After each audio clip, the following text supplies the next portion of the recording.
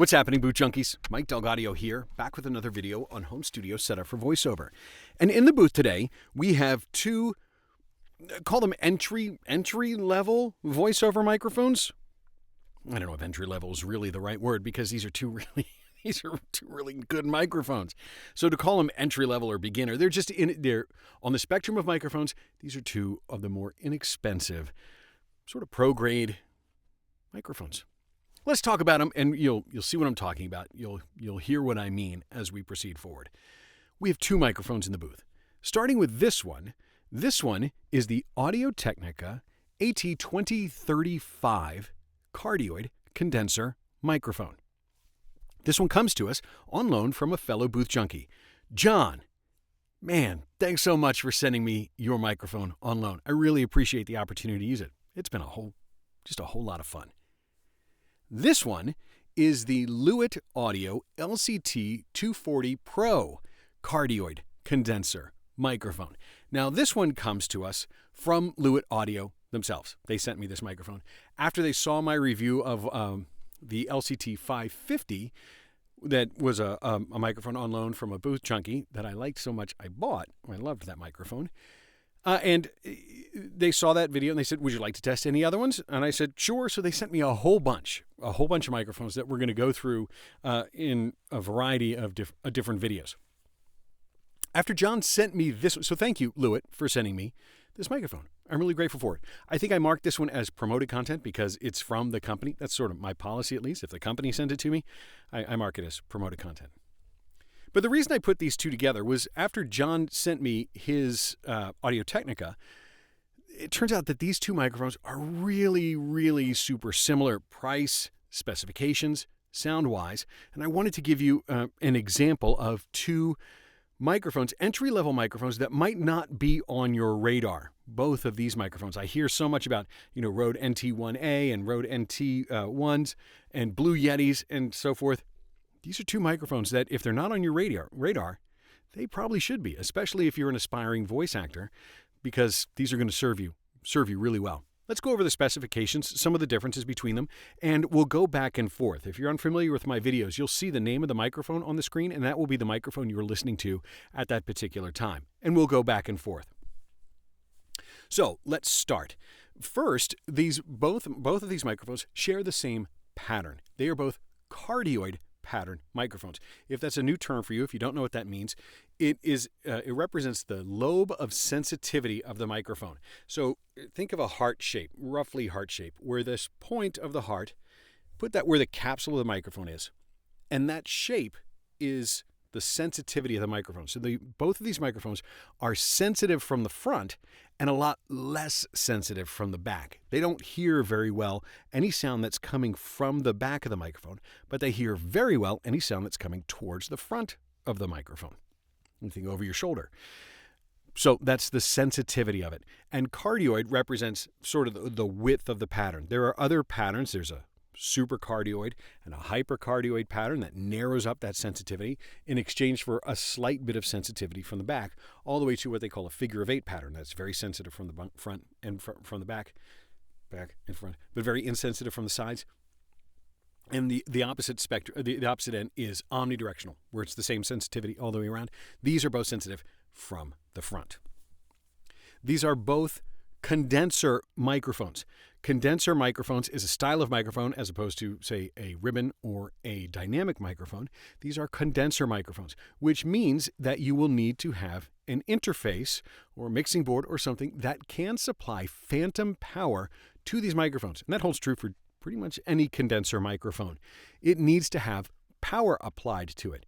And on your interface or on your mixing board, it's a switch or a button that will usually say either phantom power or phantom, or it might say plus 48V. And that represents the electricity that is required by these microphones in order to power them up so they work.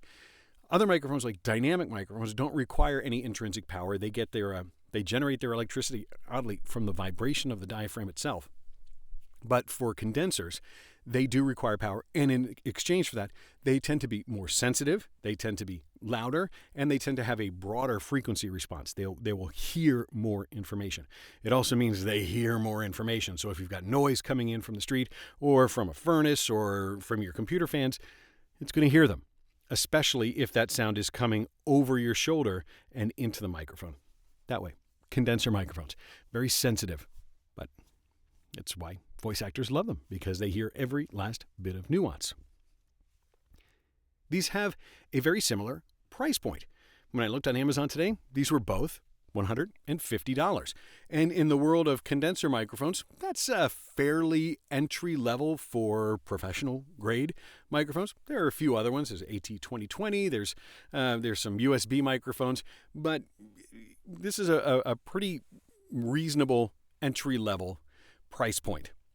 After that, the microphones get quieter, they get more sensitive, they might have a smoother sound or something like that.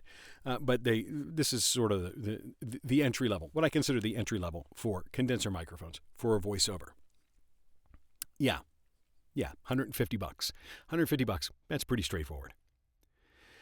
They both have a very similar frequency response sensitivity. So frequency response, if that's a new term for you, frequency response means there's all of the different frequencies that we can hear, from 20 hertz to 20,000 hertz. And not every microphone will be sensitive to frequencies at the same rate. If it heard all frequencies exactly the same, that would be called a flat response. But some microphones are more sensitive to treble or bass or mid-range, and sometimes the manufacturer will specifically make a microphone more sensitive to certain frequencies. Both of these have what is called a presence boost. So up over, say, 5 kilohertz, 5,000 hertz, the microphones will actually become more sensitive to those higher frequencies. It can make the microphone sound crisper. It can make it sound clearer, give it some airiness or some presence. Instead of sounding muffled, where it takes away some of the treble, it actually enhances that treble, makes them sound more crisp, more clear, more clean, so forth. So it's not unusual at microphones at all price points to have that presence boost, especially in the treble. Up above 5,000 hertz, pretty common. They do have ever so slightly different frequency responses on the lower end, on the bass. The Audio-Technica frequency response says it's pretty much flat all the way down to the lower limits of human hearing, about 20 hertz. The Lewitt, on their graph, they do show that it naturally tends to roll off the bass a little tiny bit, say below 60 hertz. That's not uncommon, and in fact, the Audio-Technica has a switch to do exactly that, to roll off some of that bass. Why? Well, it's really to overcome something called the proximity effect, which is the natural tendency for a microphone to become bassier as you get closer to it. So we'll start with the Audio-Technica. As I get closer to the Audio-Technica microphone, you may find that my voice sounds a little bit bassier as I get closer to it. The Lewitt, let's see how that one changes. So as I get closer to that microphone, it should get louder, but it's possible that I don't actually change that much in EQ. So the proximity effect is just the natural tendency for a microphone to get bassier as the sound source gets closer to the diaphragm. And the closer and closer you get, the bassier it becomes. And sometimes that's okay. Sometimes you don't want it. It's just a choice the manufacturer makes on whether or not it's sensitive to it, whether or not you can turn it off, and so forth. The Audio-Technica has a switch on it right under, it's right over here. So I will switch it off. So I'll get it right up on that microphone, and then I will switch the proximity effect off, and you should notice an ever so slightly different change in the way the bass of my voice sounds. So if you've got headphones or anything, it should sound a little bit different. So right now it's flat, and right now I have the bass roll off. It's also called a high pass filter, where everything above a certain frequency, the higher frequencies, pass through the microphone, sounds a little bit less bassy. And I switch it off. The Lewitt has no switch. It's just naturally inbuilt to the EQ curve of the microphone itself. The Audio-Technica also has one other switch on it that's commonly found in microphones, again, at the discretion of the manufacturer, and that is a pad switch. So on the microphone, if the sound is so loud that's going into the microphone that it's actually sort of overloading the internal circuitry of the microphone, you can flip a switch and turn some of the sensitivity down. You can take 10 decibels of sensitivity down, which means you can just apply a louder signal to it. In the voice acting world, it's extremely, extremely rare that you would ever need to engage that switch. You're going to really use that if you're miking super loud environments, gunshots, snare drums, things like that are going to go way, way up or really have high transient, really highly energetic sound. For voiceover, you don't really need to have it. The Lewitt doesn't have any of those buttons, any of those switches. It's just plain old microphone.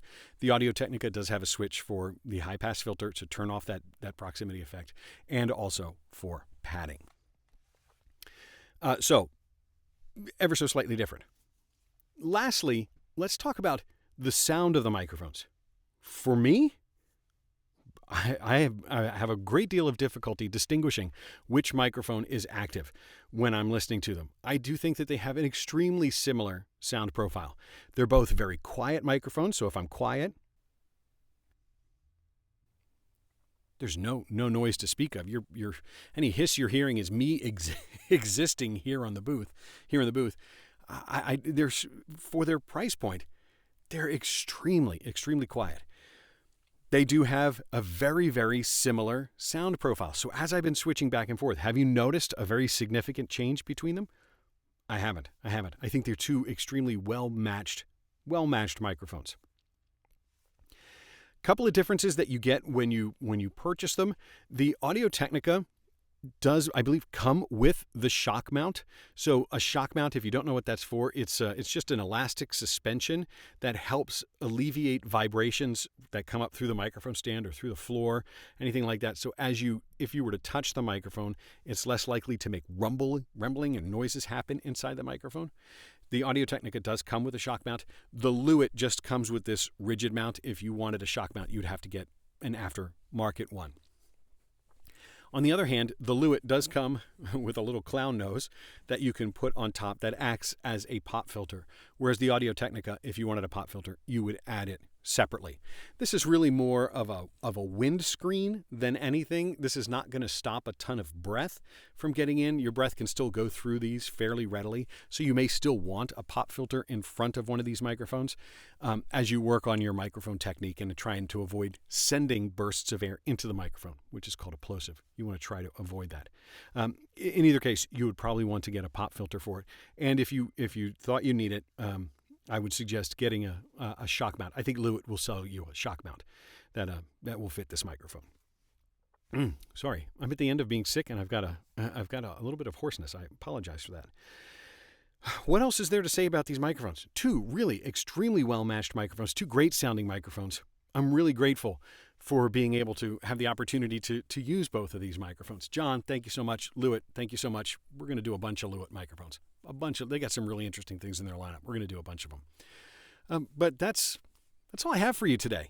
I hope that helps. I hope you enjoyed listening to these two microphones and trying to detect a difference between them. It's certainly been interesting. Two great mics at $150. Really, I'm going to put these on my recommended list. Anyway, that's all I have for you today. I hope that helps. Now, go get yourself a microphone, maybe an entry-level condenser microphone so you can get started on your voiceover career, but get yourself a microphone so that you can get in the booth and you can record something amazing. Thanks. We'll talk to you next time.